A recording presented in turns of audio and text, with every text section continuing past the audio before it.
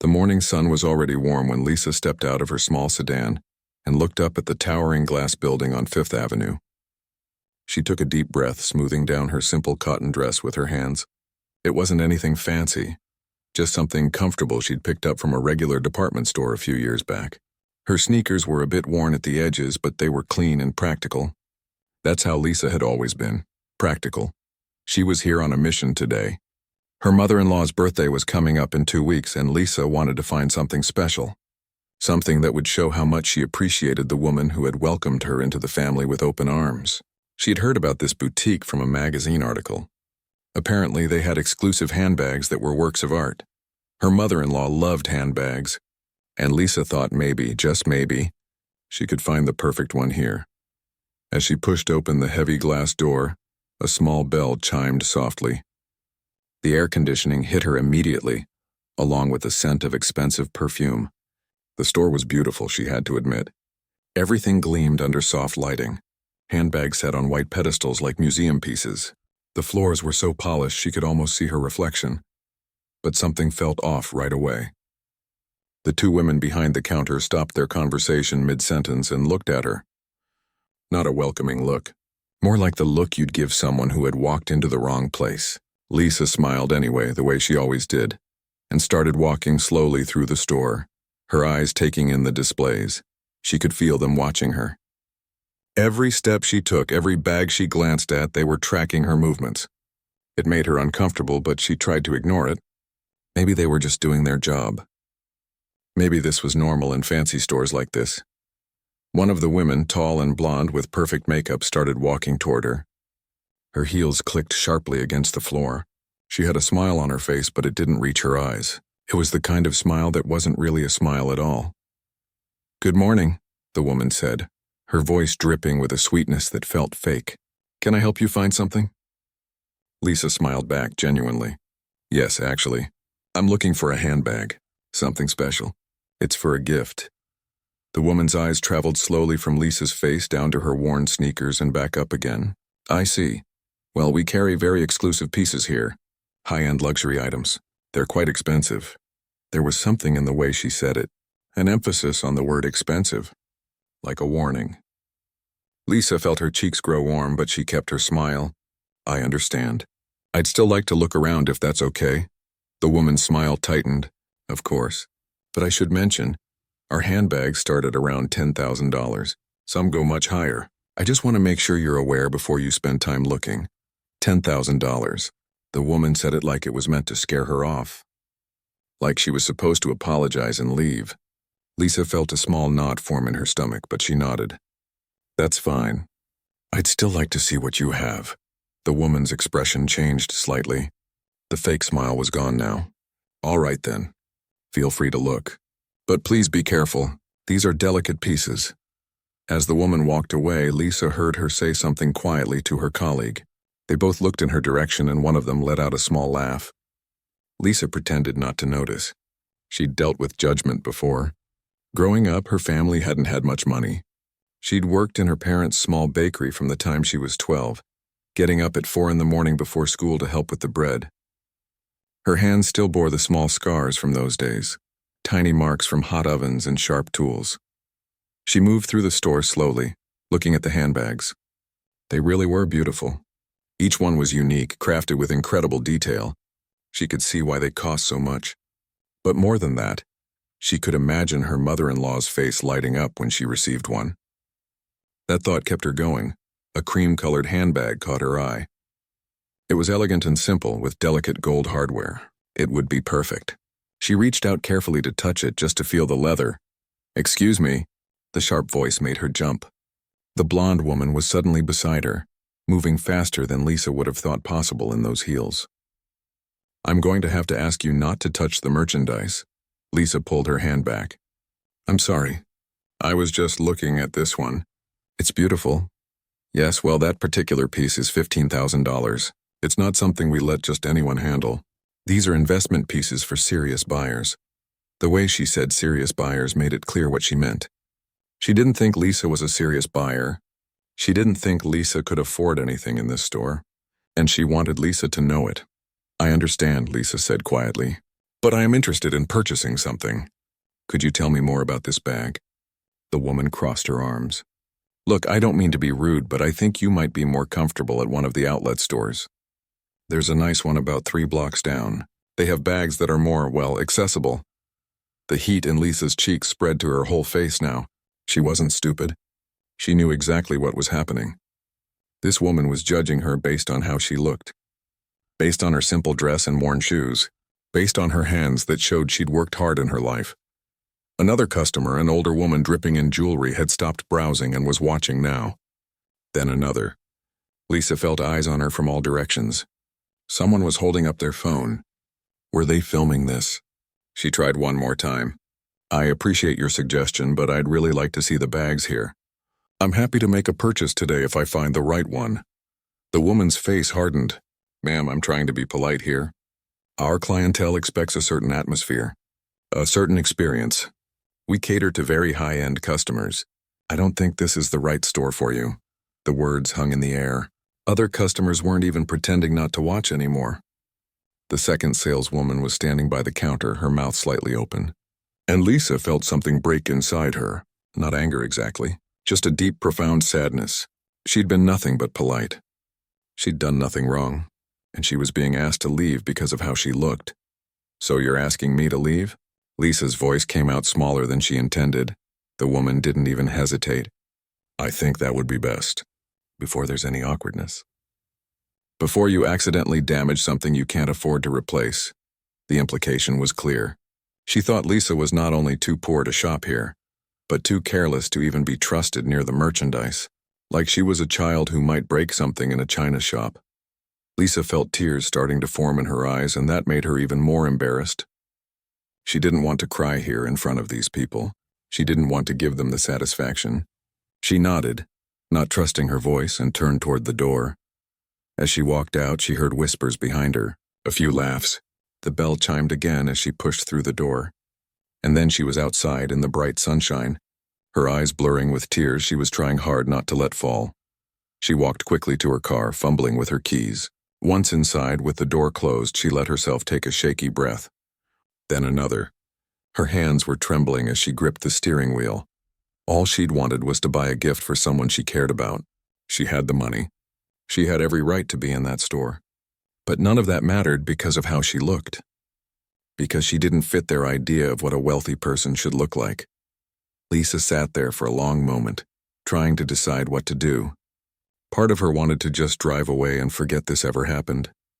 But another part of her, a part that was hurt and angry and tired of being judged, reached for her phone. She stared at it for a moment, hesitating. Her husband was busy today. Important meetings all day long. He'd told her not to call unless it was an emergency. But was this an emergency? It felt like one. It felt like her dignity had been stripped away in front of a room full of strangers. Her finger hovered over his name and her contacts. Then before she could talk herself out of it, she pressed call. The phone rang 3 times before he picked up. She could hear voices in the background, professional voices discussing numbers and strategies. Then his voice came through, warm but slightly distracted. Hey, love, everything okay? I'm actually in the middle of something right now. Lisa opened her mouth to speak but found her throat tight. She swallowed hard. I'm sorry to bother you. I know you're busy. The voices in the background stopped. She heard the sound of a chair moving. Lisa, what's wrong? That was all it took. The concern in his voice, the way he immediately knew something was off. The tears she'd been holding back started to fall, and her voice came out shaky and broken as she tried to explain. I went to that boutique, the one on 5th Avenue, for your mom's birthday gift, and they asked me to leave. They said I couldn't afford anything there. They said I didn't belong. On the other end of the line, there was complete silence. Not the silence of someone who's distracted or not paying attention. The silence of someone who's gone very, very still. They what? His voice had changed completely. It was quiet, controlled, but there was something underneath it that Lisa rarely heard. Something cold. She wiped her eyes with the back of her hand. It's okay. I'm fine. I shouldn't have called. I know you're busy. I just needed to hear your voice. Lisa, he said her name firmly, cutting off her apologies. Tell me exactly what happened, everything, from the beginning. So she did. She told him about walking into the store, about the looks, about the blonde saleswoman. She told him what was said, how she'd been treated, how other customers had watched and some had even filmed it on their phones. As she spoke, she could hear him breathing on the other end, slow and measured, like he was working very hard to stay calm. When she finished, there was another moment of silence. Then he spoke, his voice absolutely level. "What's the name of the store again?" "Lumière Boutique." "But really, it's fine. I'm just going to go home and forget about it." "No." The word was sharp, definitive. "Don't go home. Stay exactly where you are. Are you still parked outside?" "Yes, but stay in the car. Lock the doors. I'll be there in 30 minutes. Can you do that for me? Lisa felt confused. "You don't have to come. I know you have meetings all day. That board presentation this afternoon. The meetings can wait. Stay there. I'll call you when I'm close." Before she could protest again, she heard him calling out to someone. "Cancel the rest of today's meetings. All of them. I don't care what they are. Something urgent has come up." Then softer, back to her. "I love you. 30 minutes. Don't go anywhere." The line went dead. Lisa sat staring at her phone, not quite sure what had just happened. She knew her husband. Knew that when he got that tone in his voice, there was no point arguing. But she felt guilty. He had so much going on today. The quarterly board meeting was crucial. And here she was, pulling him away from work because her feelings got hurt. What she didn't know was what was happening 8 miles away in the downtown office tower of Chen Global Enterprises. David. Chen stood in the middle of his executive boardroom, his phone still in his hand, and every single person at that long mahogany table had gone silent. They'd never seen their CEO look quite like this. His face was calm, almost expressionless, but his eyes were hard as steel. "Gentlemen, ladies," he said, setting his phone down carefully on the table. "We're going to need to reschedule. Something important has come up." His CFO, Robert, started to object. "David, the shareholders are expecting this presentation. We've had this scheduled for months." David was already gathering his things. "Then we'll reschedule it. My wife needs me. Is she okay? Is she hurt?" This came from Jennifer, the head of operations, concern in her voice. "She's not physically hurt." David's jaw tightened. But someone just humiliated her in public because they thought she didn't have enough money to shop at their store. They judged her based on how she was dressed and asked her to leave. The room went silent. Everyone knew Lisa. She attended company events, organized the annual charity gala, and treated every employee from the janitor to the executives with the same kindness. More importantly, everyone knew how much David loved her. "Where?" Robert asked quietly. "Lumière Boutique. 5th Avenue. Jennifer made a small sound. "I know that store. I've shopped there. They can be very particular about their customers." David was already at the door, but he turned back. "Particular? That's a nice word for it." He pulled out his phone again. "I need to make some calls. Robert, I'll need our legal team on standby. Jennifer, can you contact PR? They might be needed." As he walked down the hallway toward the elevator, he was already dialing. The first call was to his executive assistant. "Helen, I need you to do something for me. Find out who owns Lumière Boutique. Parent company, shareholders, everything. I need it in the next 20 minutes. The second call was to his head of legal. "Tom, I might need you later today. Keep your afternoon clear. I'll explain when I know more." The third call was the one that mattered most. He scrolled through his contacts and pressed on a name. Anthony Patterson, Tony. His best friend from college. And not coincidentally, one of the largest shareholders in Lux International, the conglomerate that owned dozens of high-end retail brands, including Lumière Boutique. Tony answered on the first ring. "David, long time. How's Lisa?" "That's actually why I'm calling." "Are you downtown right now?" "Yeah, I'm at the office." "Why? I need a favor."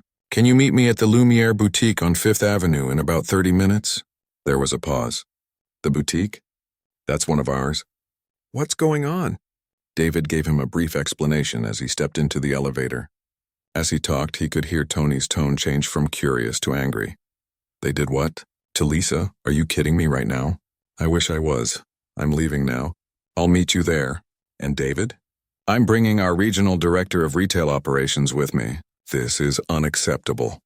By the time David reached the parking garage and got into his car, his phone was buzzing with information from Helen. Lumière Boutique was indeed owned by Lux International. The store manager was Patricia Wilson. Been there for 5 years. The current staff included 3 full-time sales associates. As he drove through the city streets, weaving through traffic faster than he probably should have, Helen sent through more details. Reviews, complaints, employee records. He called Lisa twice during the drive just to check on her to make sure she was okay. Each time he heard her voice, small and hurt, it made his hands grip the steering wheel a little tighter. Lisa was the kindest person he knew. She volunteered at homeless shelters every weekend. She donated most of her time to running their family foundation, helping people who needed it most. She never flaunted their wealth, never treated people differently based on their background. That's why he'd fallen in love with her in the first place. They'd met 7 years ago at a charity fundraiser.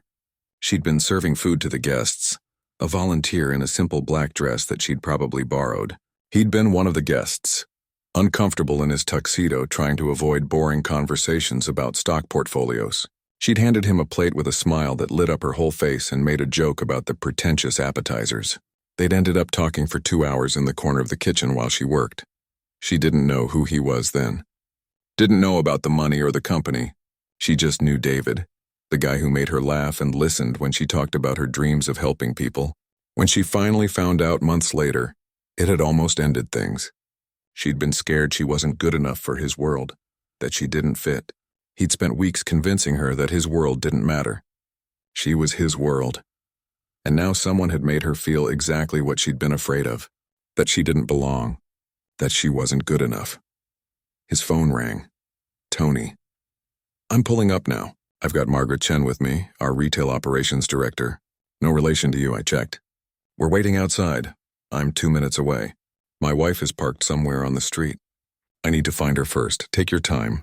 This store isn't going anywhere. And David? Whatever you want to do here, you have my full support. David found Lisa's car parked halfway down the block. She was sitting in the driver's seat staring straight ahead. When he pulled up behind her and got out, she looked up and he saw her eyes were red from crying. That image would stay with him for a long time. He walked to her door and tapped gently on the window. She unlocked it and he pulled it open, crouching down beside the car so they were eye level. Hi, he said softly. Hi. She tried to smile. I'm sorry I pulled you away from work. Don't.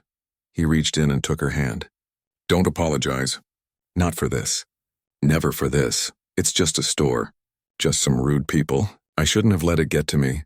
It's not just a store and you know it. He squeezed her hand gently. They treated you like you were less than them. Like you didn't deserve basic respect. That's not okay. She looked at him, and he could see she was trying very hard not to cry again. I just wanted to buy your mom a nice gift. I know, love. I know, he stood up. Come on. Get out of the car. Why? Because we're going back in there. Her eyes went wide. David, no. I don't want to cause a scene. Let's just forget about it. I'm not going to cause a scene. He opened her door wider. I'm just going to have a conversation. A polite conversation. But I'm not going to let them think what they did was acceptable. And more importantly, I'm not going to let you sit here thinking you did something wrong when we both know you didn't. She hesitated, then slowly got out of the car. He wrapped his arm around her shoulders, pulling her close. You trust me? Of course I do. Then trust me now, okay? She nodded, and together they started walking back toward Lumiere Boutique. Tony and another woman were waiting outside the door, both dressed in expensive business attire. Tony's face broke into a sympathetic smile when he saw Lisa. Lisa, it's been too long. He gave her a quick hug. I'm so sorry about what happened. This is Margaret Chen. She oversees retail operations for all our stores. Margaret shook Lisa's hand warmly. Mrs. Chen, I can't apologize enough. What happened to you should never have occurred in any of our establishments. Lisa looked confused, glancing between all of them. I don't understand. What's going on? David smiled at her, that calm smile that meant he had a plan. We're going shopping. And we're going to have a little chat with the staff about customer service. That's all. He pushed open the door to the boutique, the bell chiming softly. And together all 4 of them walked inside. The bell chimed again as the door opened, and for a moment everything in Lumiere Boutique seemed to freeze. The blonde sale. Swoman Victoria was standing near the counter, mid-conversation with her colleague, laughing about something. When she looked up and saw Lisa walking back in, her smile faded slightly. Confusion crossed her face. Then she saw the three people with Lisa, all dressed in expensive business attire, and her expression shifted to something between nervousness and forced professionalism. "Good afternoon," Victoria said, her voice taking on that same fake sweetness from earlier. "Welcome to Lumiere. How can I help you today?" She was addressing Tony and David, pointedly avoiding looking at Lisa. It was subtle, but everyone noticed. David felt Lisa tense beside him, and he gave her shoulder a gentle, reassuring squeeze. Before anyone could respond, a door at the back of the store opened, and a woman in her 40s stepped out.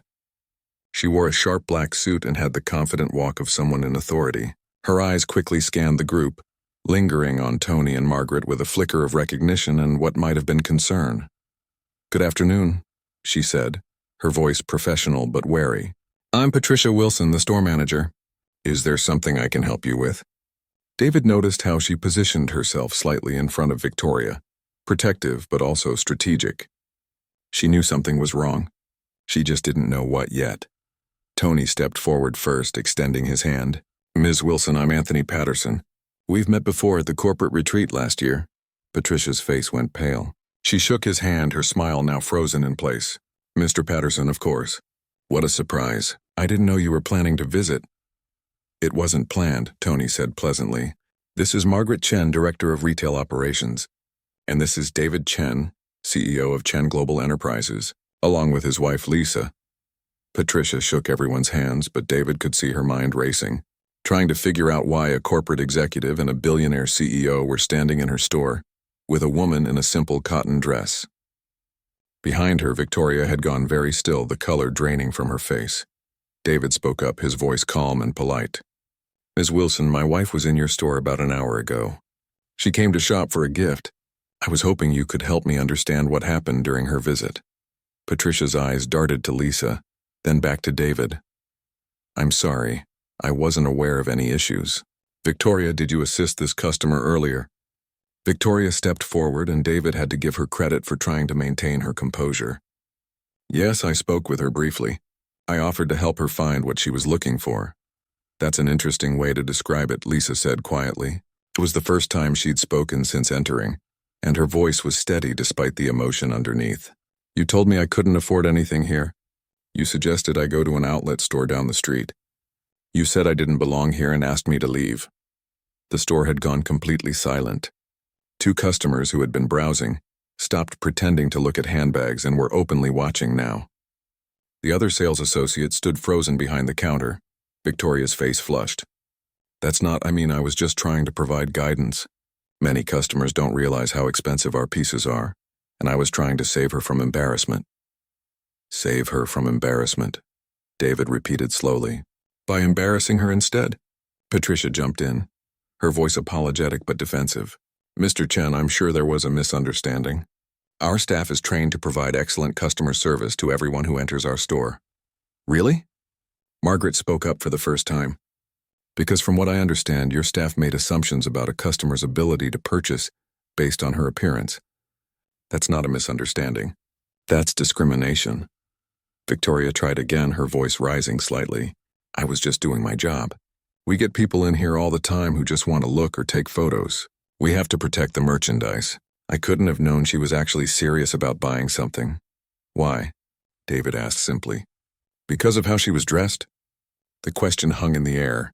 Victoria opened her mouth, closed it, then opened it again. She wasn't dressed like our typical clientele." "And how exactly is your typical clientele dressed?" Tony asked, his tone deceptively mild. Victoria gestured vaguely. Designer labels, expensive jewelry. People who look like they belong in a store like this." "People who look like they belong," David repeated. He turned to Lisa, speaking gently. "Love, can you tell everyone here what you do?" Lisa looked uncomfortable with the attention, but she spoke clearly. "I run the Chen Foundation.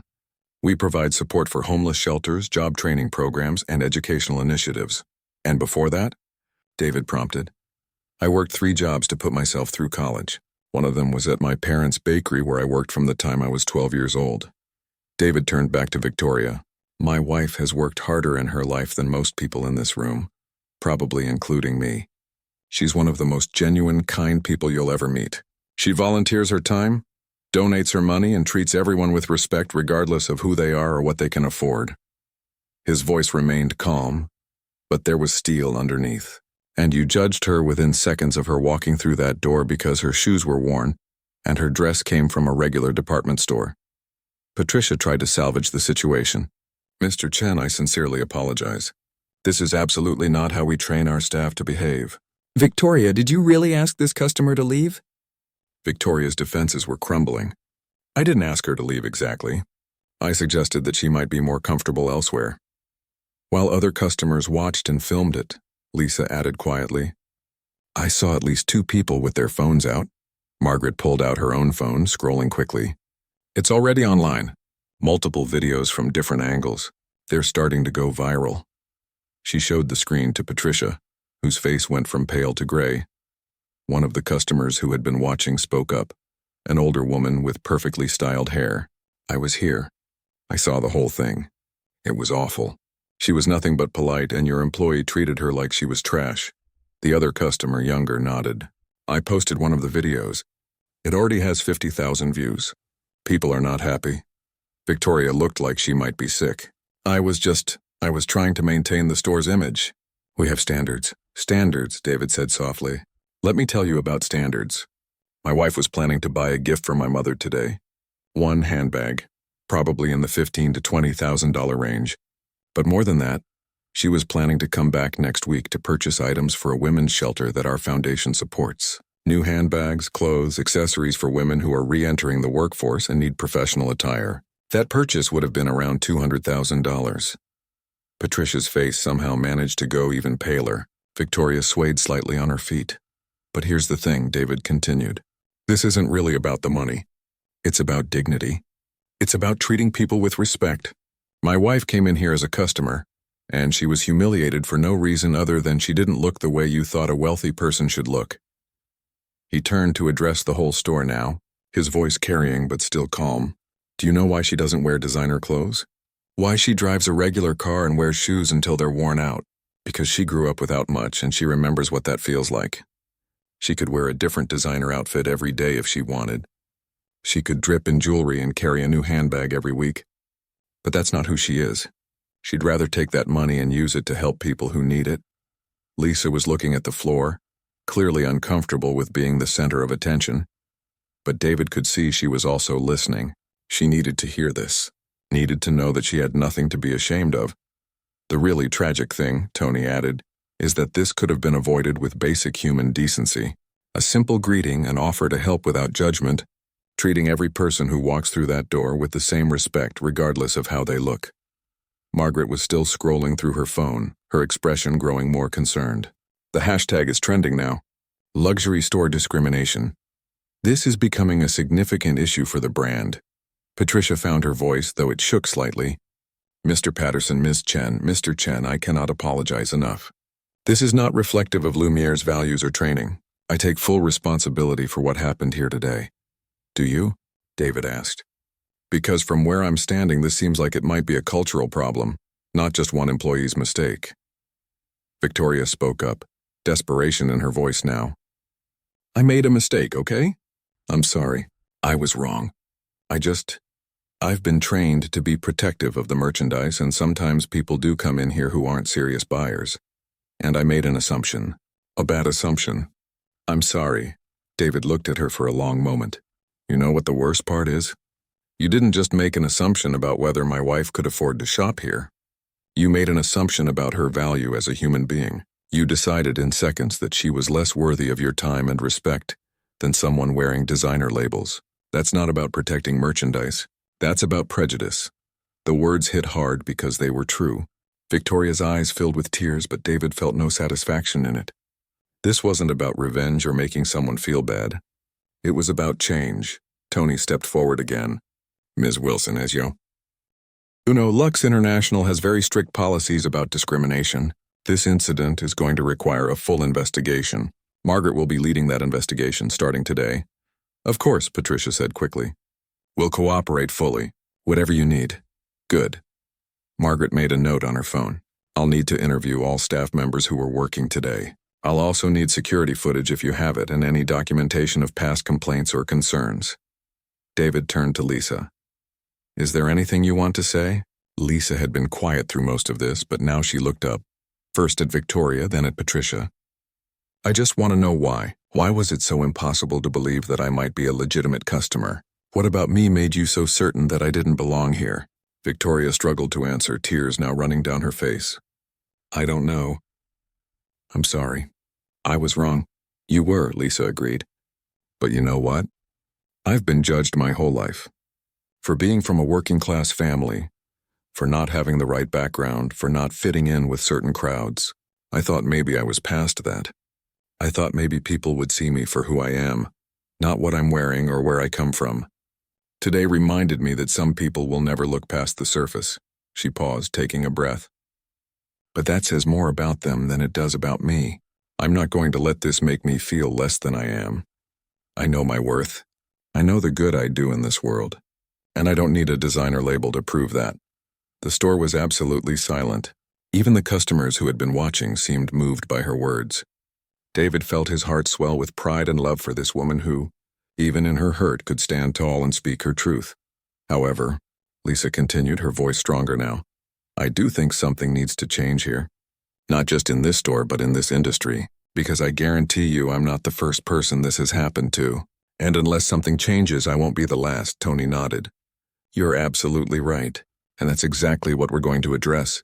David watched as Tony pulled Patricia aside for a quiet conversation. He could see the manager's face cycling through emotions, fear, regret, desperation. Victoria stood alone near the counter, mascara streaking down her cheeks, looking like she wanted to disappear into the floor. The other sales associate had wisely stayed out of the conversation, though she kept glancing nervously at the unfolding scene. Margaret was taking notes on her phone, documenting everything.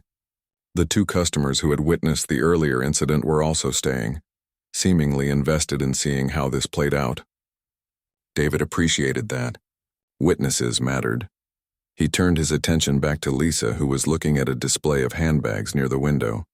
Not the same cream-colored one from before, but a different one in a deep burgundy. He walked over to her quietly. You okay? He asked softly. She nodded without looking at him. I'm fine. Just processing. She touched the burgundy bag gently. This is beautiful. Would you like it? I don't know. Part of me wants to buy something here just to prove a point, but another part of me never wants to set foot in this place again. She finally looked up at him. Is that petty? It's human, he said. Whatever you want to do, I support it. We can leave right now if you want. We've made our point. Have we, though? She looked around the store. I mean, yes, they're scared now because you're here and because there are videos online. But what happens next week? Next month? When this all blows over and it's just another customer who doesn't look right walking through that door? David smiled. She always thought bigger than just herself. That's who she was. You're right. That's why what happens next matters more than what happened today. Tony finished his conversation with Patricia and walked back over, Margaret following. David, Lisa, can we talk for a minute? Maybe somewhere more private? Patricia led them to a back office, a small but elegant room with a desk and several chairs. The five of them sat down, though Patricia looked like she'd rather be anywhere else. First, Tony said, looking directly at Lisa, I want to personally apologize. Lux International owns this store, which means I have a responsibility for what happens here. We failed you today, completely and utterly failed you. Thank you, Lisa said quietly, but I don't want just an apology. I want things to actually change. Agreed. Margaret leaned forward. Which is why I'm proposing a complete overhaul of how we train and monitor our retail staff. Not just here, but at all our locations. Patricia spoke up, her voice hesitant. If I may, I think part of the problem is the pressure we put on sales associates. They're encouraged to focus on high-value customers, to maximize sales per hour. Sometimes that creates an environment where they make quick judgments about who's worth their time. That's not an excuse, David said firmly. No, it's not, Patricia agreed quickly. I'm not making excuses. I'm just trying to explain the culture that led to this. It needs to change from the top down. Margaret nodded, typing notes. Agreed. We need to implement mandatory diversity and inclusion training, not just a one-time thing but ongoing. We need to establish clear consequences for discrimination, and we need to change the incentive structure so that sales associates aren't encouraged to prejudge customers. What about monitoring? Lisa asked.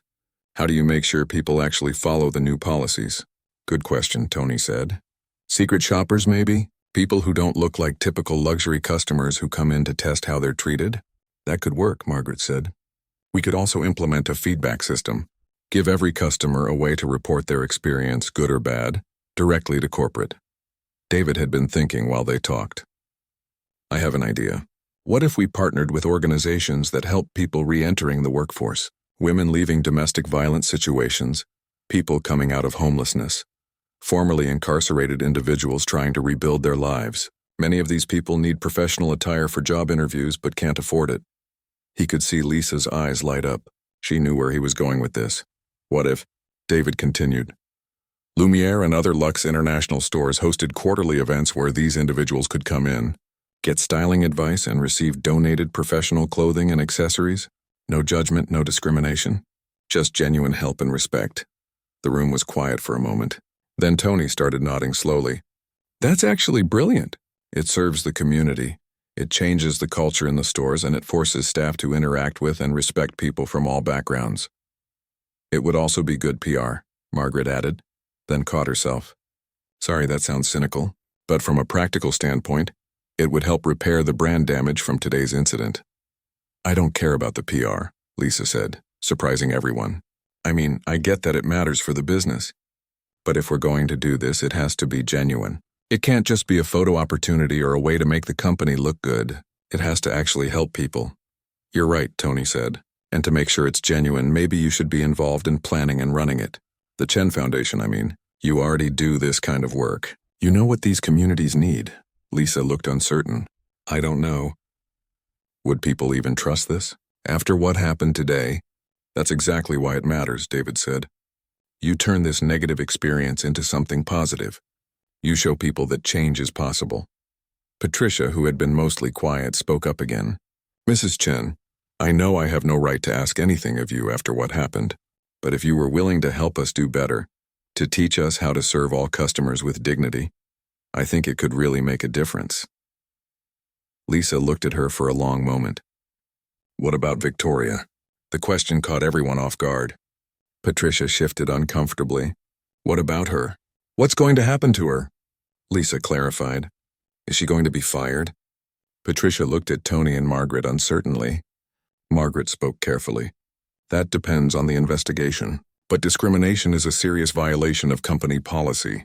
Typically, it would result in termination. Lisa was quiet, thinking. David knew that look. She was working through something in her mind, weighing different considerations. Can I say something that might be unpopular? Lisa asked. Of course, Tony said. I don't think firing her necessarily solves the problem. She held up her hand as Margaret started to object. Hear me out. Yes, what she did was wrong. Very wrong. She hurt me, embarrassed me, and showed terrible judgment. But if we just fire her and move on, what do we accomplish? She doesn't learn anything except that she got caught. She doesn't become a better person. She just becomes unemployed and probably resentful. So what are you suggesting? David asked, curious where she was going with this. Training, Lisa said. Real training. Make her volunteer at homeless shelters, at job training programs, at places where she has to interact with people from different backgrounds. Make her understand that you can't judge a person's worth by their appearance or their bank account. Give her a chance to grow and change. Patricia looked stunned. You want us to give her another chance? After what she did to you? I want you to give her a chance to be better, Lisa corrected. Not immediately back on the sales floor, obviously. But after she's done the work, after she's learned and grown, then maybe, with close supervision and monitoring. Margaret was frowning, but David could tell she was considering it. That's very generous of you, Mrs. Chen, but I have to ask why. Why would you want to help someone who treated you so badly? Lisa smiled sadly. Because everyone deserves a chance to be better than their worst moment. Because I believe people can change if they're given the right tools and opportunities. And because firing her might make me feel better for a moment, but it doesn't actually fix the bigger problem. The bigger problem being, Tony prompted, that there are probably hundreds of Victorias working in stores just like this one, people who have been taught, either explicitly or implicitly, to judge customers by how they look.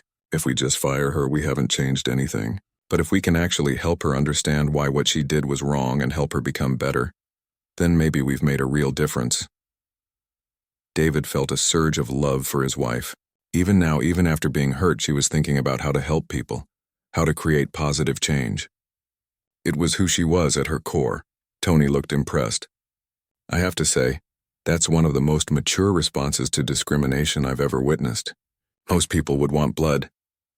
I'm not most people, Lisa said simply. Margaret was making more notes. Okay, here's what I'm thinking. We implement all the changes we discussed, the training, the policy updates, the monitoring systems, the community partnership program. For Victoria specifically, we suspend her without pay pending investigation. If the investigation confirms what happened, which it will, she goes through an extensive rehabilitation program. Mandatory training on diversity and inclusion, required volunteer work with underprivileged communities, regular check-ins with HR. If she completes all of that successfully and shows genuine growth and understanding, she can potentially return in a different role, not customer-facing initially.